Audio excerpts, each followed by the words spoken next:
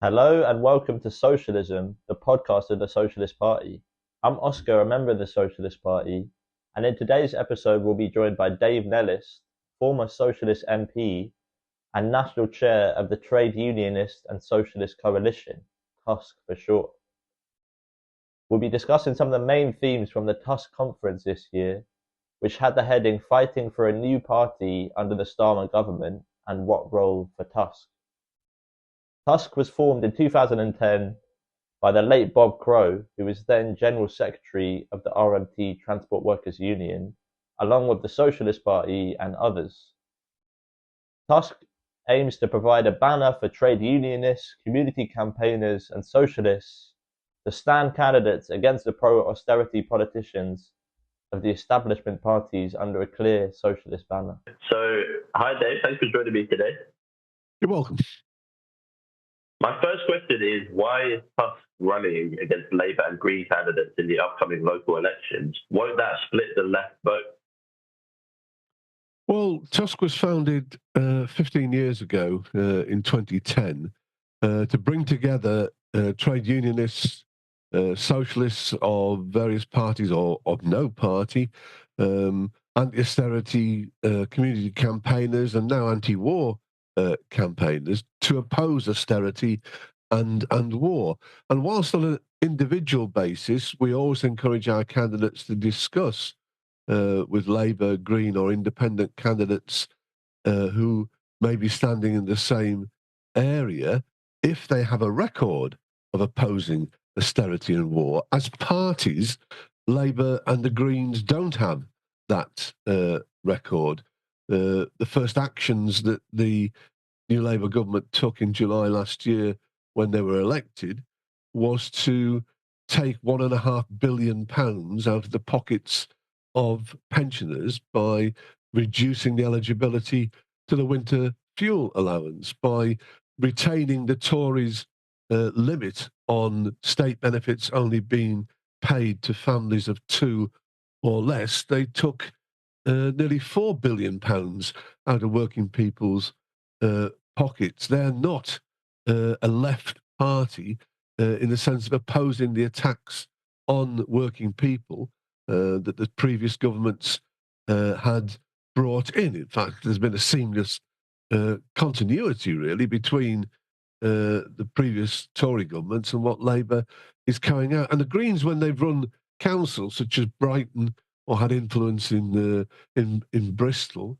again have brought in austerity measures. In my own city of Coventry, where we have nearly 40 Labour councillors who've made cuts every year for the past 15 years, a total of £1.5 billion worth of cuts in local services in Coventry. Last year, for example, they proposed another £20 million worth of cuts, and the two Green councillors voted in favour of those cuts, didn't even speak in the council chamber against those cuts. So when we're asked about splitting the left votes, we don't actually regard Labour and the Greens as parties, as being left.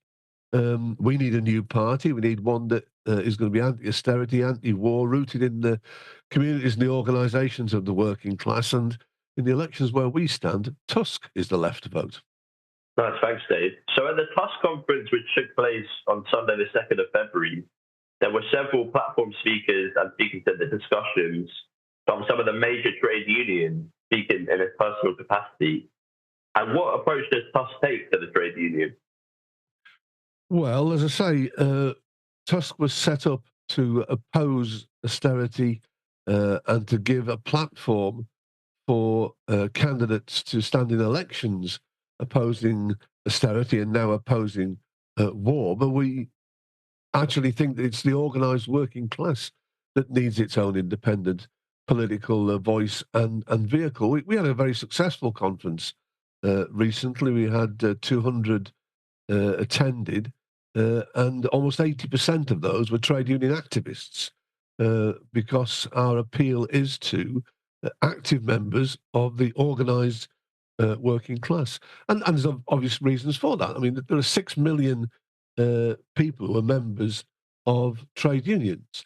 If you take their families, you're talking about a significant section of the British population, but not just significant in size. It's potentially the most coherent section of the population, far more than any other layers. And therefore, if the organised working class can be won to the idea of changing society from a capitalist basis to a socialist basis, they have the numbers, they have the resources, they have the economic and political power within society to make that change. Now, that's not to say that trade unions aren't opposing austerity and inadequate wages and other things affecting working people. My own union, Unite, for example, in the last couple of years has had about 1,000 disputes with employers around the country. They've won around 80% of those disputes, which has resulted in about £500 million a year of extra wages being in the pockets of the members who've been involved in those disputes. You can win individual disputes. I mean, one of the problems is that the day after you've won the dispute for a wage increase, inflation starts eroding that wage increase, and you have to battle again a year later. But there are wider issues that affect working class families, even if they're members of active militant unions like Unite, and that's the state of the NHS, that's pensions, social services, education. These are issues that require political solutions. So what do working people, even if they're part of a successful union fighting on a local or even a national basis in industrial disputes, do when it comes to the ballot box? Who do they vote for? That's why we say those same unions, particularly the left-led trade unions, should be actively debating now how to build an independent political voice for their members and for working people as a whole. So at the conference, it was agreed that TUSC would run as widely as possible in the local elections, which are taking place on the 1st of May, 2025. And candidate applications are being encouraged.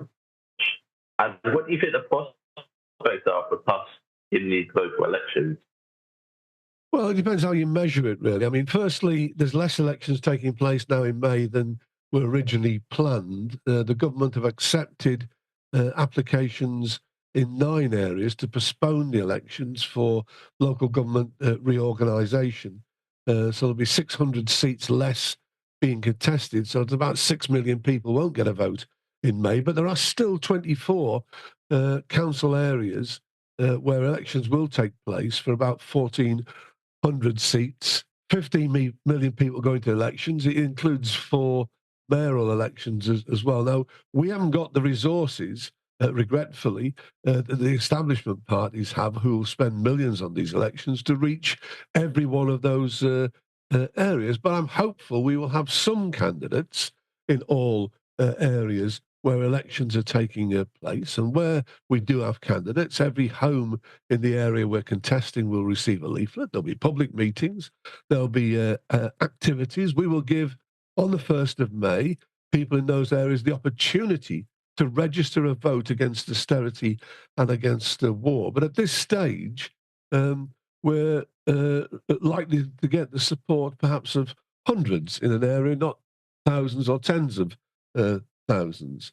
We're looking in these elections for other people who think like we do, that there needs to be a new party, needs to be a much bigger force that's contesting the establishment capitalist parties at the moment. And as I say previously, if the left-led trade unions, who do have the resources and the membership to make a significant difference at election time, were standing as an independent political force, that would be important, not least because in the absence of party that is campaigning for a socialist alternative to the crisis that's affecting the capitalist system, and which that system is asking working class people and their families to pay for, the people filling the vacuum in that absence of an independent left and working class voice are the far right populists around Farage and Reform UK. So it's not just a question of wouldn't it be nice if we had an independent political voice. We actually desperately need the left-led trade unions to be debating this issue, because without that voice, that vacuum's going to be filled by the right. So we're always being told that only united parties win elections. And why, at this stage, do we think taking a federal approach to TUSC and any new party is the correct approach?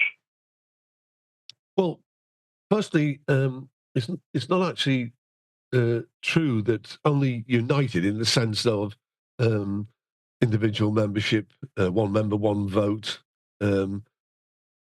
fully coherent parties win elections. Federal parties have won elections. I mean, the Labour Party itself was founded 125 years ago in 1900 as the Labour Representation Committee, and you couldn't actually join the Labour Party until 1918, 18 years later, unless you joined it through one of the trade unions or socialist and Marxist organisations that came together to found the Labour Party in 1900. That didn't stop the Labour Party winning 2 members of Parliament in that first election in 1900, 40 members of Parliament in 1910, 57 in 1918, and by 1922, they'd become the second largest party in Parliament with 192 members. And the bulk of that history was as a federal organisation.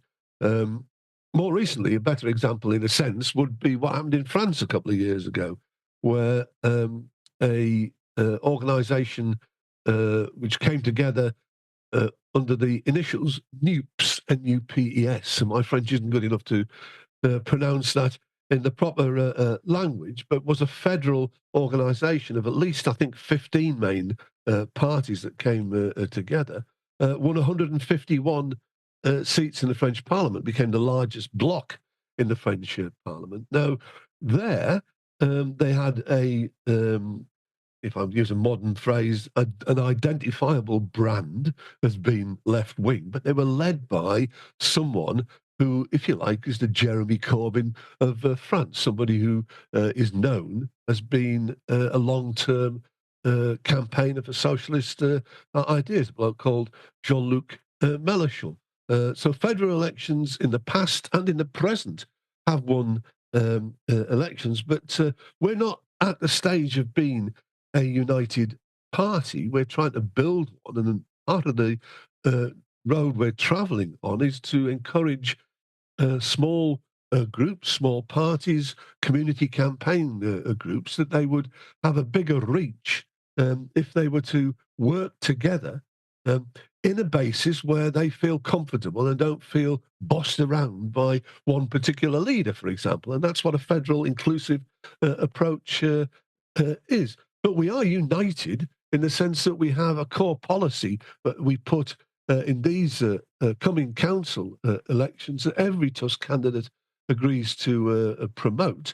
But their organisations, or themselves as individuals, have the opportunity to extend beyond that minimum programme on areas and ideas that particularly they think will resonate with the people they're campaigning among. So, for example, we are united in opposing all cuts and closures brought about by local authorities because of acceptance of funding cuts and therefore austerity from central government. We're against raising the local taxes, the council tax on people, or raising the prices and charges for services in local areas in order to offset those reductions in funding from central government. We think that most councils, either individually or working collectively, could access reserves or borrowing powers by which they could plug the hole for this year's lack of funding from central government and stop the need for any cuts taking place. But in exchange for working with local trade unions and local campaigning organisations, socialist parties and the like, to campaign nationally for central government to refund the money that local authorities need in order to meet the needs of their populations. On specific issues like the climate, for example, we're in favour of measures to reduce air pollution or improve flood defences, plans that create new green jobs, environmentally friendly jobs, providing that those plans are fully debated and discussed on a local basis and agreed by local populations, and protect the jobs and working conditions of other workers who might be affected. And we're in favour of a working class struggle against racism, against sexism and other forms of discrimination. There's just half a dozen things that in the May the 1st elections, every TUSC candidate is united on putting forward. So we are united on policy, but at the stage we're at, we're bringing people together. Sometimes it feels a little bit slower than I would otherwise like, but we are bringing people together at the pace by which they feel comfortable on that road of building a new mass workers' party. So you outlined there some of the key aspects of the TUSC minimum programme. And what attitude does TUSC take to those outside its umbrella who don't run under its name but share those anti-austerity policies? Well, TUSC works with many other groups and campaigns on anti-austerity opposition, including supporting some independents and others who share our view for a fight against austerity and a fight against government's support, for example, for Israel's genocide in Gaza. And in return, we have had support from other groups. I mean, there's a group we may talk about called the Collective, that in the general election last year supported a number of our TUSC candidates with social media and other support. I was one of the ones that they supported. But our work with others is on that principled basis of opposition to austerity and to war.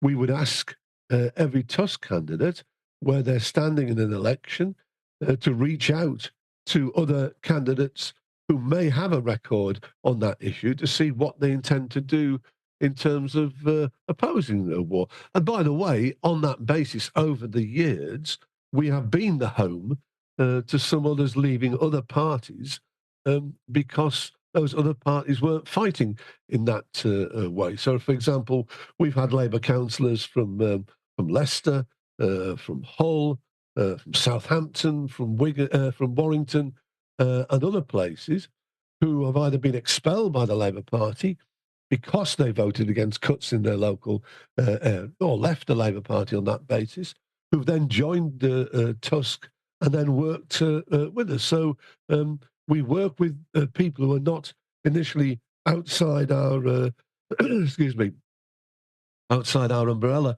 as you put it. But our main aim is to try and build a new mass workers' party.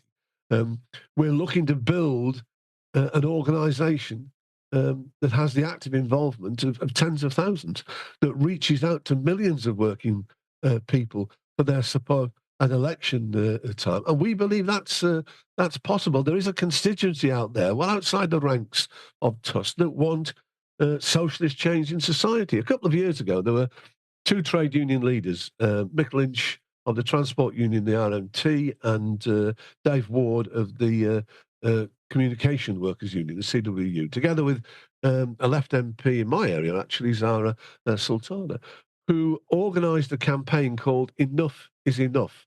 And it had 4 or 5 basic demands about restoring public ownership in water, in rail, in energy companies, raising the minimum wage, building more houses, better state benefits, refunding the NHS, for very basic points. 500,000 people signed up to that campaign in 6 weeks. Now, I suspect at least 20% of them hoped that would go on to put those ideas at election time, not just in petitions and in public meetings, which regretfully was a limit to which that campaign set itself. And 20% of 500,000 a couple of years ago would have been the 3rd biggest party in the country. If that had been challenging at the elections, not only would the outcome of the general election have been different, but the ability of the right-wing populists around Reform UK and Nigel Farage to be seen by some working people as the only voice that was challenging things carrying on in the same way. Whichever party ran the government, for working people, there was always cuts, there was always insecurity in jobs, there was always too long a wait for a hospital appointment or a doctor's appointment, or overcrowding in the schools, or young people sleeping in doorways in every town and city. All the problems that they saw continue, whichever government were in. Layer of working people are hearing the voice of Farage and Reform UK, that somehow they are different. I mean, one of the biggest ironies about Farage and Reform UK being an anti-establishment party, you look at the leadership, they're all from rich backgrounds, they're all from the establishment. I mean, Farage was a merchant banker before he became a politician and so on. But there's that vacuum and that gap. Had the formation Enough is Enough, at its peak of 500,000 supporters, offered at election time even just those half a dozen, 4 or 5 main areas it was campaigning on as a political alternative at the ballot box, politics could be a lot different today. So we would work with anybody outside that was on those basic class issues of social and socialist change, because we want to see not just politics change. We want to see a much bigger voice that can successfully challenge capitalism and move us closer towards socialist solutions to working people's problems.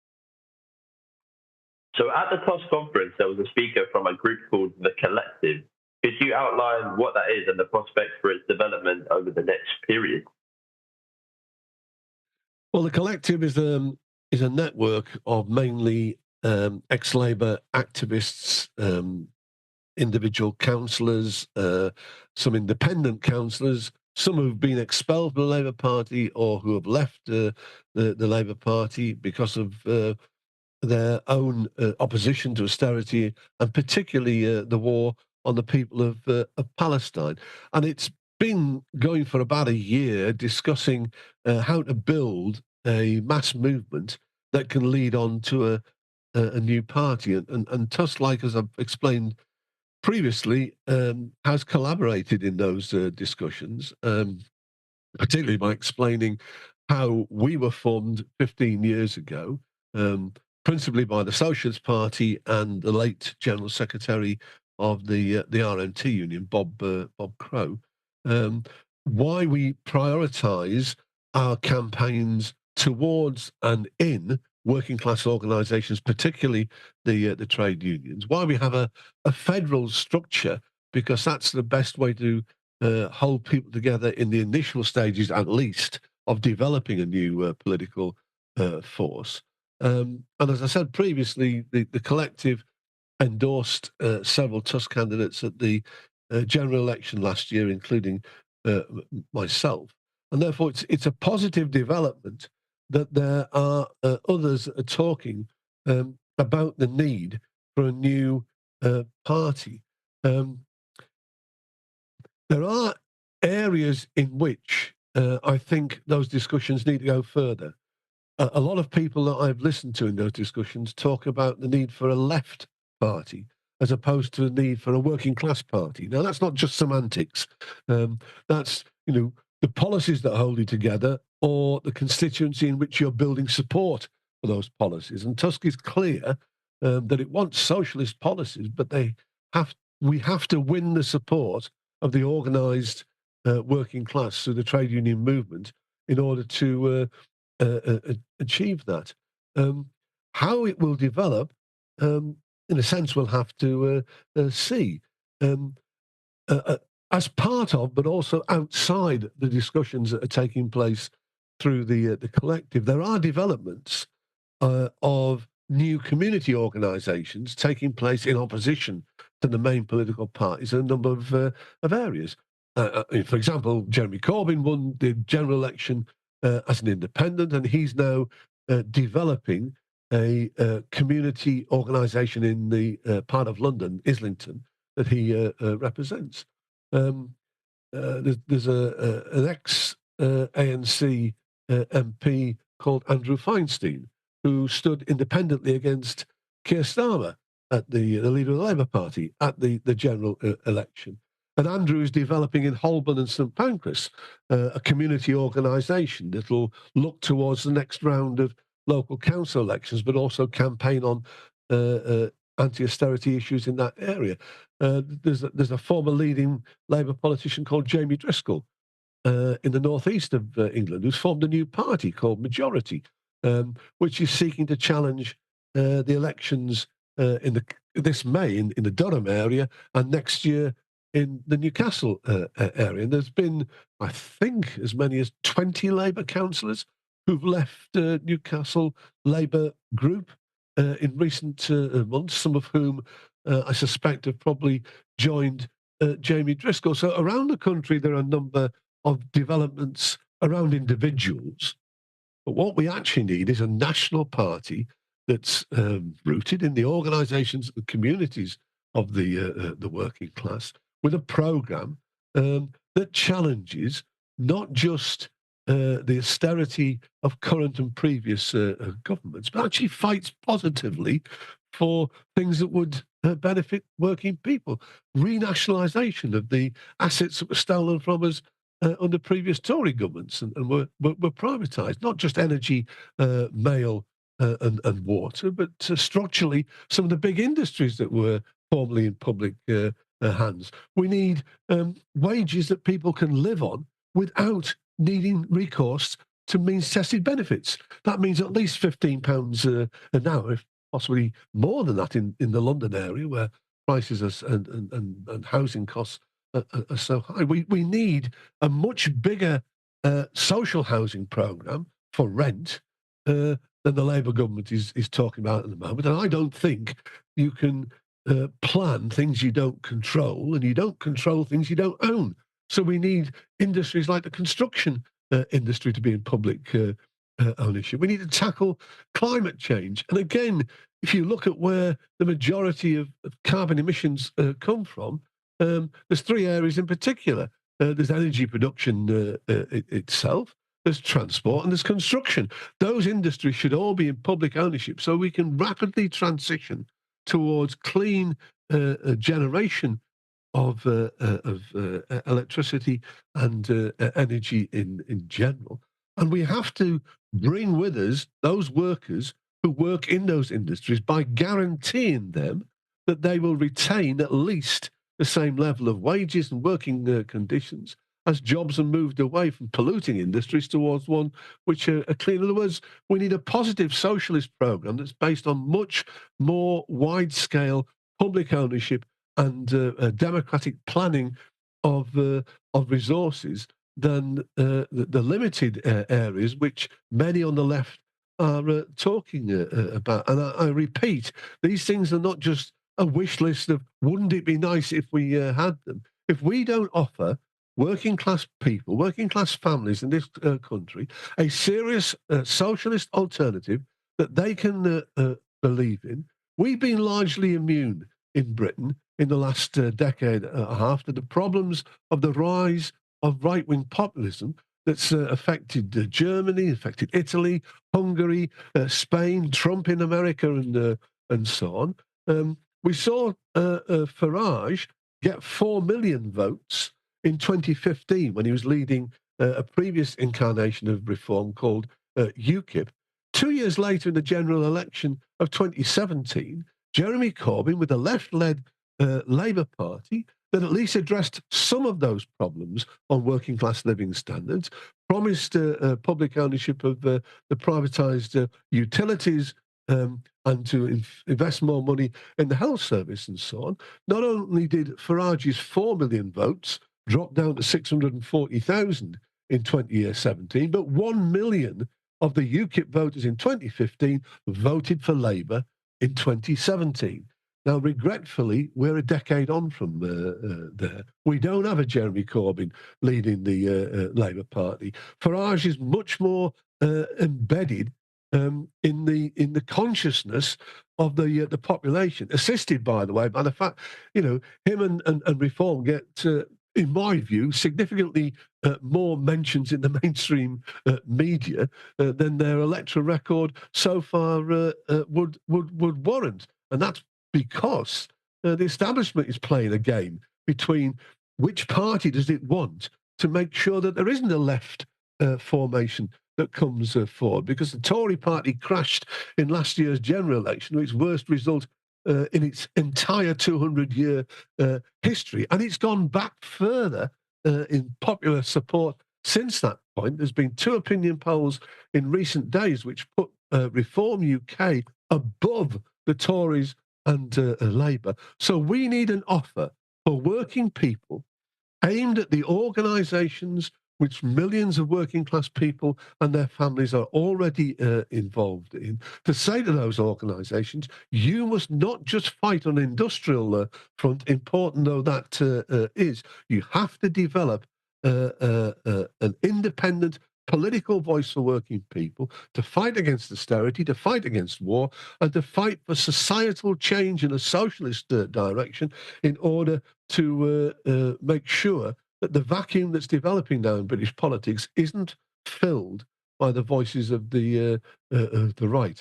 Now, that's a long answer to what is the collective, but it's the answer to whatever formations are discussing alternatives at the moment. They have to be serious, they have to be aimed at the working class, and they have to fight for genuine socialist transformation of society.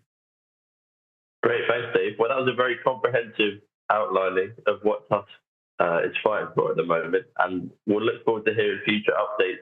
So I'll see you next time. Thanks so much.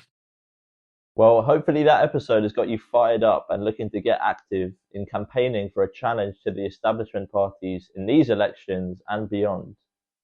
To get in touch with the Socialist Party to discuss becoming a member and joining the fight to change the world, visit www.socialistparty.org.uk. If you're interested in our ideas, take out a subscription to The Socialist, our weekly paper, and Socialism Today, our monthly magazine, and hit subscribe down below to this podcast. We also recommend checking out the Committee for a Workers' International, the international organisation the Socialist Party is a part of. With analysis of world events, and for those listening in other parts of the world, you can get in touch to join the fight for socialism in your country. That's www.socialistworld.net. The Socialist Party has no big business backers. All our work is funded through individual donations. If you want to help our campaigns, you can make a donation through our website. So thanks for listening and see you next time.